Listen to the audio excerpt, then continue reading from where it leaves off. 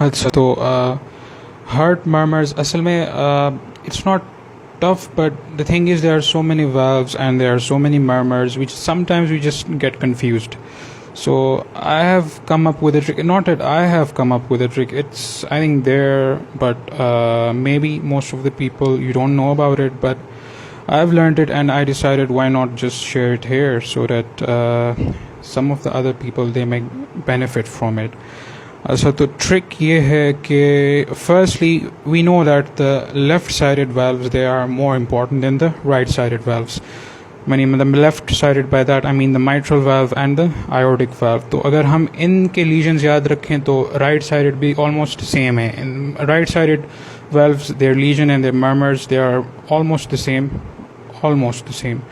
तो अच्छा हमने माइंड में ये स्केच बनाना है. मैं जो लिखते जा रहा हूँ बस उसको आप लोग माइंड में मतलब उसी तरह आपने याद रखना है.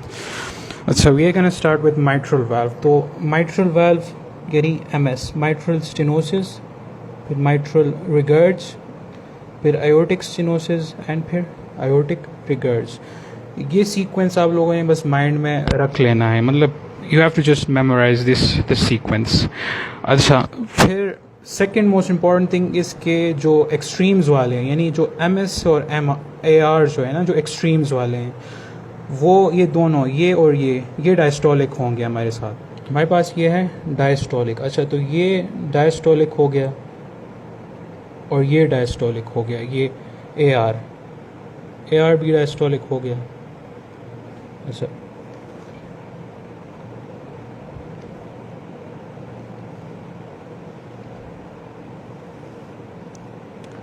अच्छा मतलब ये दोनों डायस्टोलिक हो गए. तो बीच वाले जो दो हैं ये वाले ये दो ये सिस्टोलिक हो गए. These are systolic. अच्छा ये तो मतलब हो गया ना. अच्छा हम अभी the further thing is you have to memorise these 4 letters now. 4 letters हैं M P E and E. M P E E. M से क्या है मिड यानी एम एस का है मिड डायस्टोलिक. एम आर का क्या है पी इज़ पैन यानी पैन सिस्टोलिक. तो एम आर का क्या है पैन सिस्टोलिक है. अच्छा फिर ई से क्या है हमारे ई से है एजेक्शन यानी ए एस का है एजेक्शन सिस्टोलिक. एंड ए आर का है अर्ली डायस्टोलिक. अच्छा और फिर राइट साइडेड अगर आपने याद रखने वो ऑलमोस्ट वो बिल्कुल सेम है. यानी माइट्रल की जगह आप लोग ट्राइकस्पिड लें और आयोटिक की जगह आप लोग पल्मोनिक ले लें.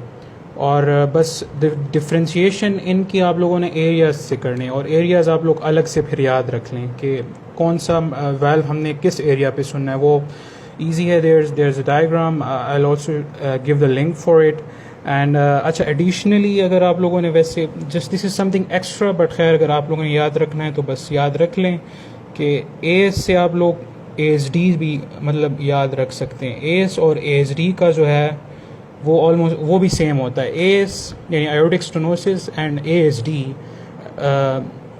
एट्रियल सेप्टल डिफेक्ट इन दोनों का मर्मर सेम होता है. अच्छा और एम आर का जो है एम आर और वी एस डी का इन दोनों का भी मर्मर सेम होता है. That would be all. I hope it's gonna help you, and may Allah give you success, all of you. Ameen.